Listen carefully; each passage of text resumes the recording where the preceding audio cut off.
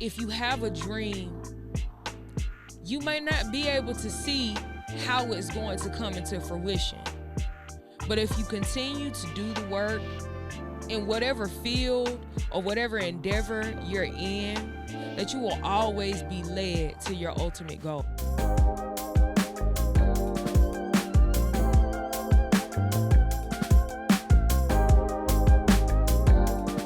What's up, y'all? It's your girl, Brittany Shanae. Don't leave the E out. Uh-oh. And today on In the Green Room podcast, we are meeting me. That is so weird and strange to say. It's always kind of awkward to talk about myself, but that's what we gonna do. But before we do that, we are going to start this episode just like any other episode with the affirmation station. So I got my affirmation cards. They've already been shuffled up, and I'm going to pick two. All right, we got this one right here. And then we got this one right here. Let's see what they say.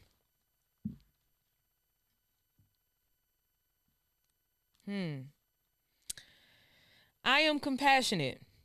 I understand how important it is to have compassion, and not just for others, but for myself as well. I forgive myself for the times I may have let myself down. I forgive others for the same. I realize that, like me, everyone is doing the best they know with the tools they have. I am compassionate. I am inspiring. Wow.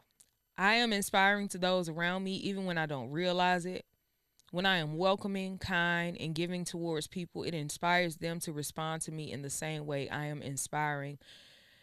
These are, they're going to fall in line with the things that I'm going to talk about in this episode. I'm pretty much going to talk about my journey and who I am and how I've become the person that I am, what I do, all the things that you would want to know. So at the beginning of every episode, I ask my guests, who are you? And I charge them with telling me or answering that question in whatever way they feel led to in that moment. So who is Brittany Shanae? It is a loaded question. Brittany Shanae is a daughter. Brittany Shanae is a sister. Brittany Shanae is an auntie of a whole bunch of kids. Brittany Shanae is God-fearing. Brittany Shanae is a Christian. Brittany Shanae is a multifaceted creative. The premise of In the Green Room podcast is to have multifaceted creatives come on to speak about their journeys to becoming who they are. And I thought that I would begin this podcast because I am a multifaceted creative, and a lot of times I couldn't find myself in the people that were around me, because where I'm from, you got a job and you did that job. Whether you like that job or not, 9 times out of 10, you was going to be at that job for about 30 years and not really live a fulfilling life.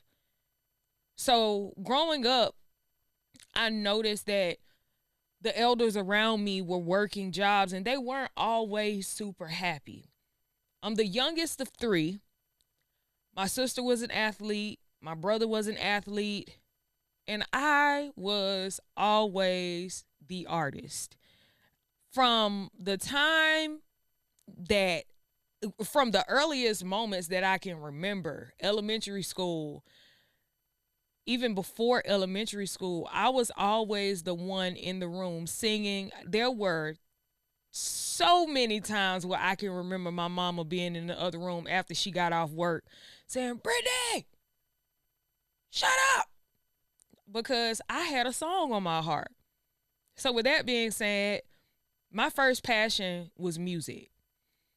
I grew up loving music. I could not function without singing a song from the time I woke up to the time I got on the school bus. My brother said that he's the one that discovered me singing. At 14 years old, my brother didn't have no business driving a car, but he had my mama's car. We went to the store Goodies. He lost me in the store, y'all. Yep, DJ, I'm talking about you, and I'm putting your business on the street. My brother lost me in the store. And what helped him find me was I was literally inside a clothing rack, the circular clothing racks, and I was singing, and my voice led him to find me. It was at that moment where he said he knew that I had something. Singing led to my love for theater. I was the star of my very first play back in elementary school, in pre-K to be exact. It was called The Three Little Bells. I was one of the bells. In first grade, I was the star of a play called Randy the Red Horn Rain Moose. And when I was younger, I knew that I was a star. And not in a cocky way, not in a I'm better than anybody way, but I just recognized that there was something about me that was very, very, very, very special. And what I also realized was the people around me also knew that there was something special about me. We didn't grow up the most fortunate of those. So I didn't get a chance to participate in a lot of extracurricular activities. But when I was in 5th grade, there was a teacher that came to my mom. I was getting ready to graduate from 5th grade. And the teacher asked my mom, "Have you ever heard of Davidson?" My mama said no. She said, "Davidson is a fine art school. That's where Brittany needs to go. She does not need to go to a regular middle or high school. She needs to be somewhere where she can grow her love for the arts." I auditioned and I got in. And that was the best thing that ever happened to me, because had I not been able to attend a school that was catered to the fine arts, my mother wasn't able to afford to put me in those programs. So I feel like that would have been a huge opportunity lost. So let's fast forward a little bit to college. I attended Davidson from 6th to 12th grade. So that took up 7 years of my life, developing those skills in music. I also performed. When I got to Fort Valley didn't offer a theater program. Fort Valley offered a music program, but I quickly realized that studying music wasn't really for me. What I discovered at Fort Valley was I was not an organized education type of girl. I loved to learn. I love learning about things that I think will advance me in my life. However, sitting down in a classroom learning math, learning statistics, learning all of those things, they were not really for me. The age of the YouTube makeup artist got and gained a lot of its popularity. I wasn't a makeup girl because when I was at Davidson, when I would perform, all I knew was stage makeup. That's red lip, bright cheek, big brow, big lash, cake face makeup. That was just not where I wanted to be. So, through my love for wanting to learn, I would watch YouTube videos, but I would never watch YouTube makeup tutorials for learning how someone executed the makeup look. I would watch the beginning of the video and I would watch the end of the video. So the before and the after. Then I would take that same makeup look that person executed and I would attempt to do it on my face. When I got to Fort Valley, my very first roommate did my makeup. I was getting ready to go to a talent show. Y'all know I said I love singing. Singing followed me all through elementary, middle, high, and into college. I was leaving out, and my roommate said, "Where you going with nothing on your face?" To perform at the talent show. Shout out to Aisha. um, she was like, "No, you not. Sit down." And I'm like, I first of all, I just met this girl. Like, who is she talking to? But I sat down and she did my makeup in a way where I looked like myself. I had never experienced a makeup where it was so natural but so present. So that forced me, not by force, but it gave me the idea of, oh, when I was in high school, this was just a missed opportunity. I thought I hated makeup, but I actually love what it can do. So that began my journey through makeup. I did my makeup so often that students on campus started to ask me, "Brittany, how much you charge to do makeup?" And as a broke college student, I'm going to give a price and I'm going to do that makeup. So I developed a side hustle while I was at college. And what I realized is that I was actually passionate about makeup. I love to see the reactions of the students and the girls that when they got out of my seat and they saw their reflection in the mirror, if they were having a bad day, their day was turned around. If they didn't feel the most confident before they had makeup on their face, when they saw what I did to their face, there was a light that shined in them that wasn't really there before. And that's when I knew it was something. After graduation, I moved back to Augusta. I got a job at a makeup slash nail boutique. I also got a job at Forever 21.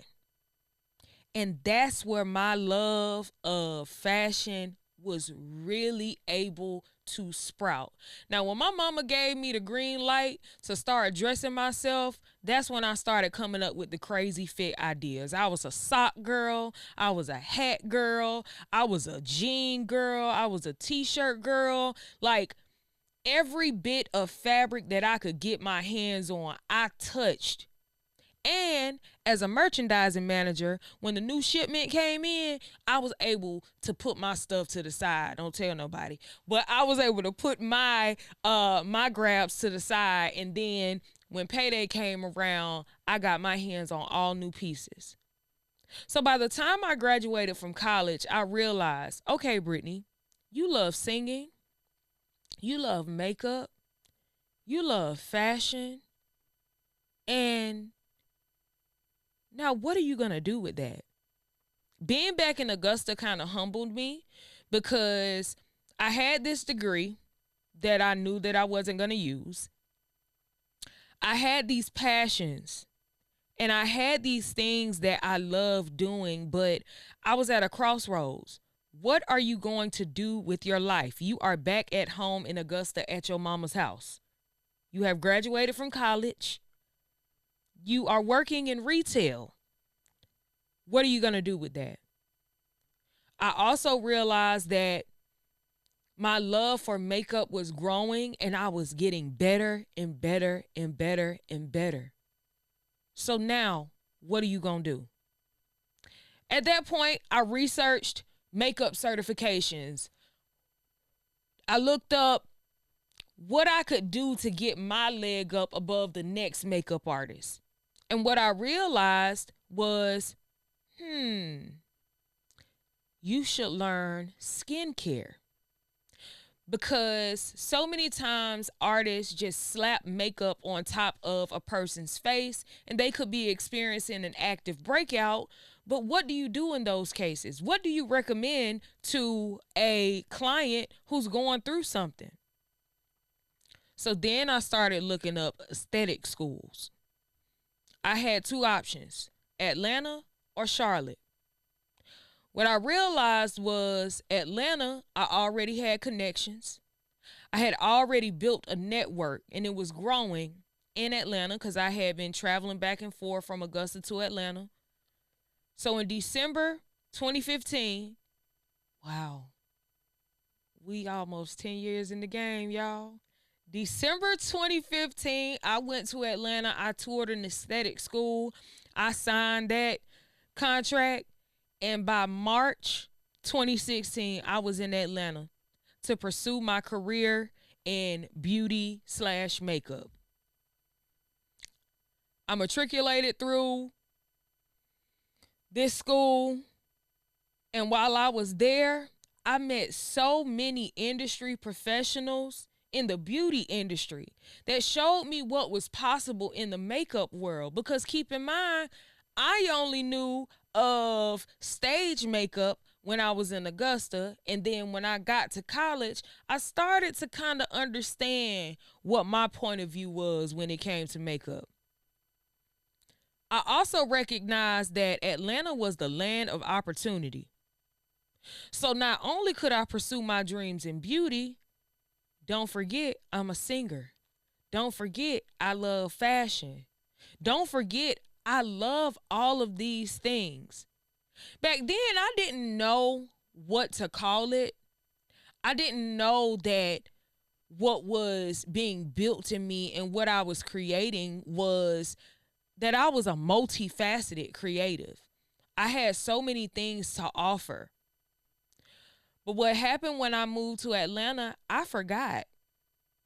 I forgot about all of the other things that I had to offer. I went head in with makeup because I understood that I needed to make money.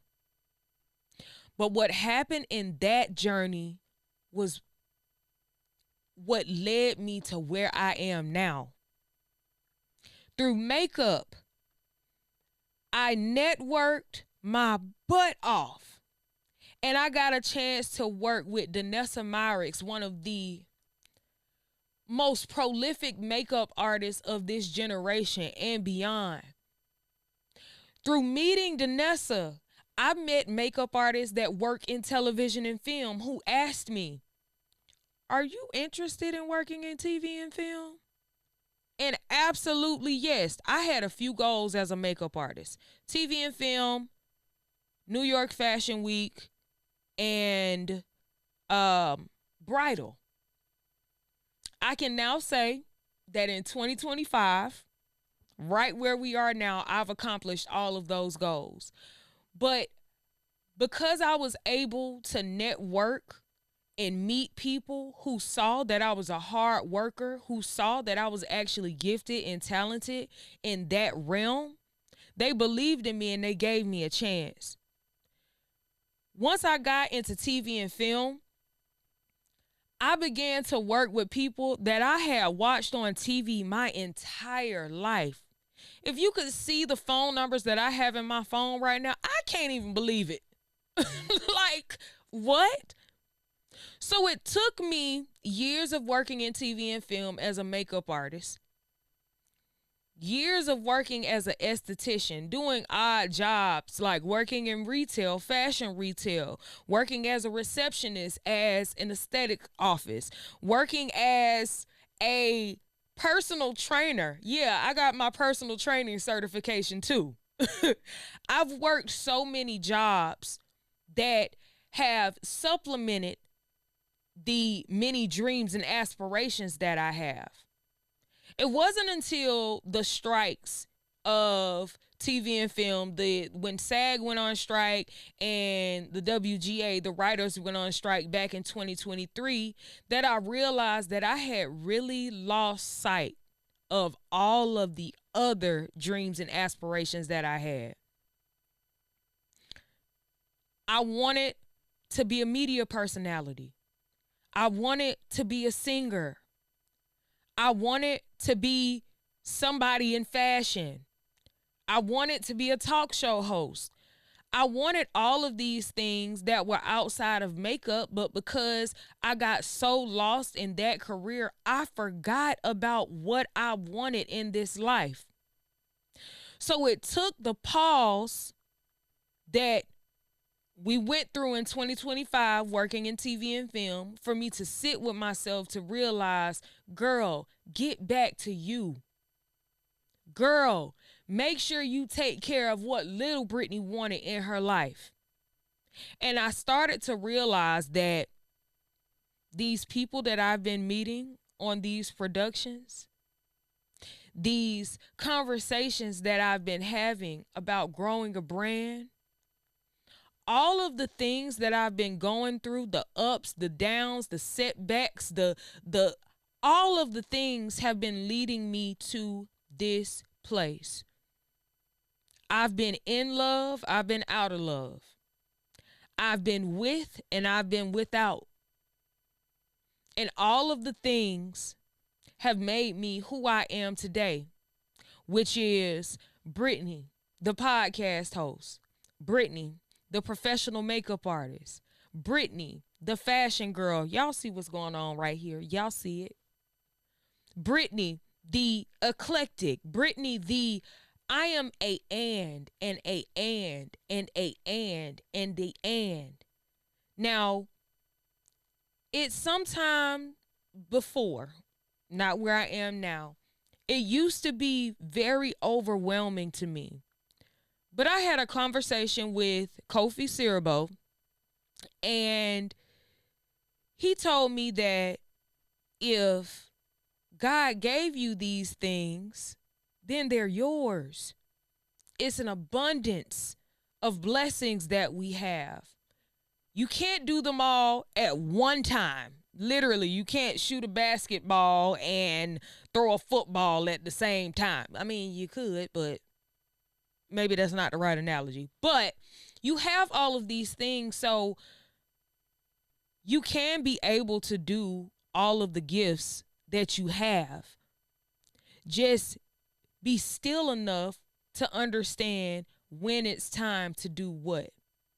Now, literally as we're sitting right here, I am hosting the show that I've always wanted to host as a media personality who did her own makeup, who styled herself. So that's the fashion girl that I wanted to be. That's the makeup artist that I am. That is the podcast host. That is all of these things that I encompass, and they've all come together to create In the Green Room podcast. This journey has not been an easy journey. I have not always known what to do. I have not always had all the answers.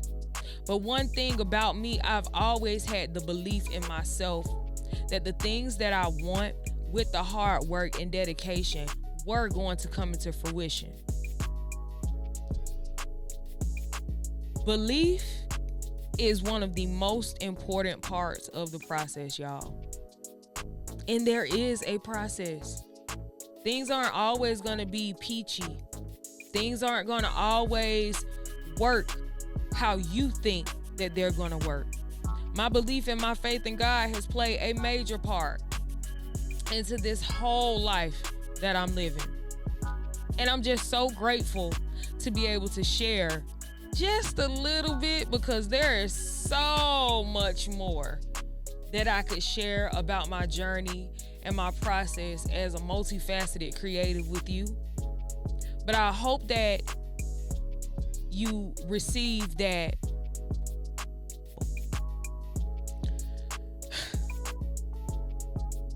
I'm Brittany Shanae, the multifaceted creative. Make sure you don't leave that E out, because I'm gonna find you. But if you want to hear more, if you want to know more about my journey and how I became who I am today, make sure you connect with me. You can find me on Instagram at Brittany Shanae. You can also find me on Instagram at In the Green Room Podcast. Make sure you stream In the Green Room Podcast on YouTube, Spotify, and Apple Podcasts. This has been another episode of In the Green Room Podcast. I'll see you guys soon. Peace.